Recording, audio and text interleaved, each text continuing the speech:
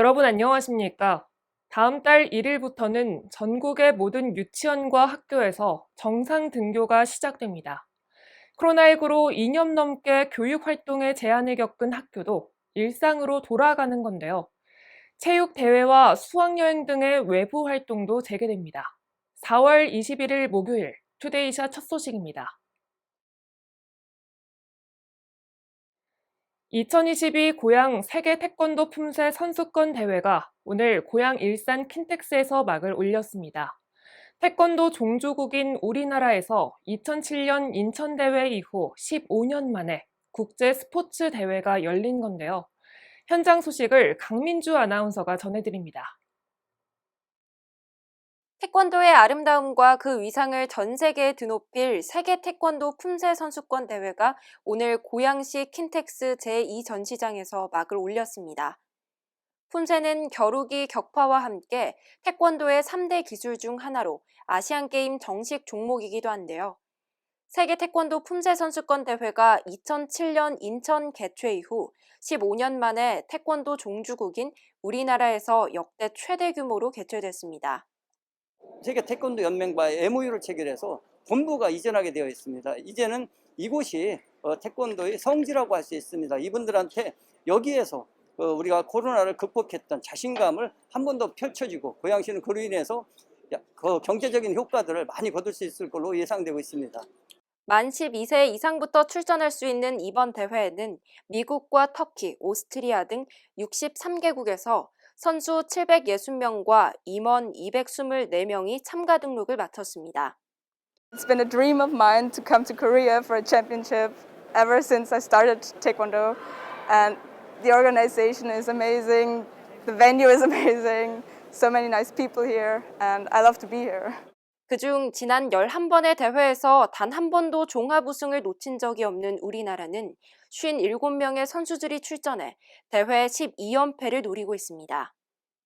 제 경기도 중요하겠지만 저희 한국팀 선수들이 모두 다 메달을 목에 걸고 돌아갈 수 있도록 뒷바라지 잘해서 저희 대한민국 팀들이 꼭 우승할 수 있도록 노력하겠습니다. 대한민국 화이팅!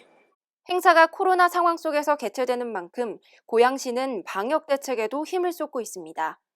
각국 대표 선수들은 입국 시 PCR 검사를 받았으며 대회 기간에도 매일 신속 항원 검사를 실시해 음성이 나올 경우에만 대회에 참여할 수 있게 할 방침입니다.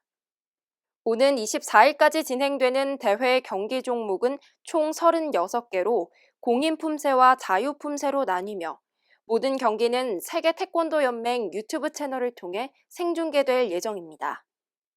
전 세계 태권도인들의 뜨거운 관심이 모아지고 있는 2022 고양 세계 태권도 품새 선수권 대회 현장에서 일간경기TV 강민주입니다. 상업시설과 공업시설에 둘러싸인 채 흉물로 전락한 도심 속 공동묘지가 꽃 담은 오산 화훼 자활농장으로 재탄생했습니다. 오산시는 취약계층 자활사업 부지를 찾던 중 방치된 시유지인 외산미동 공동묘지를 주목해 행정 절차에 나선 건데요. 묘지의 분묘들은 시립 쉼터 공간으로 이장됐습니다. 시는 화훼농장 조성을 통해 고질적인 민원 해결은 물론 취약계층의 일자리와 우량 시유지를 확보하고 해당 공간이 도심 속 시민 힐링 공간으로 거듭날 것으로 기대하고 있습니다. 인천시와 인천교통공사 노동조합은 300만 시민들의 교통권 보장을 위한 무임수송 국비 보전과 노후 전동차 및 시설 개량 예산 확보를 위해 공동 노력하기로 했습니다.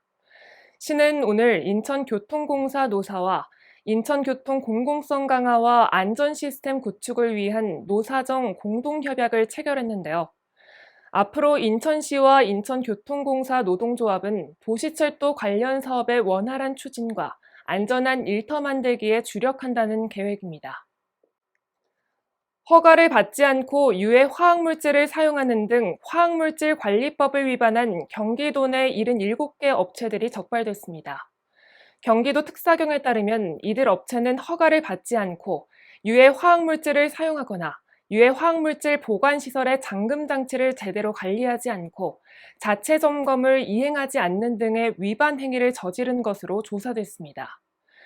화학물질 관리법을 위반할 경우 3년에서 5년 이하의 징역 혹은 5천만 원에서 1억 원 이하의 과태료가 부과됩니다. 오늘 오전 11시 20분쯤 화성시 팔탄면의 한 접착제 공장에서 불이 나 작업자 1명이 중상을 입었습니다. 작업자는 전신 3도의 화상을 입은 것으로 확인됐는데요. 화재 발생 당시 공장에는 불이 붙기 쉬운 화학물질이 다량 보관돼 있었던 것으로 파악됐습니다. 소방당국은 공장에서 펑하는 소리와 함께 화재가 발생했다는 신고를 토대로 정확한 화재 원인을 조사 중입니다. 스트레스는 만병의 근원이라는 말이 있죠. 스트레스를 받거나 기분이 울적할 땐 토마토나 호두, 딸기 등의 음식들이 우리 몸과 마음을 안정시키는 데 효과적이라고 합니다. 그동안 맵고 짜고 단 자극적인 음식을 찾았다면 앞으로는 기분 전환과 건강 두 가지를 모두 챙길 수 있는 음식으로 스트레스를 해소해보는 건 어떨까요? 뉴스를 마칩니다. 시청해주신 여러분 고맙습니다.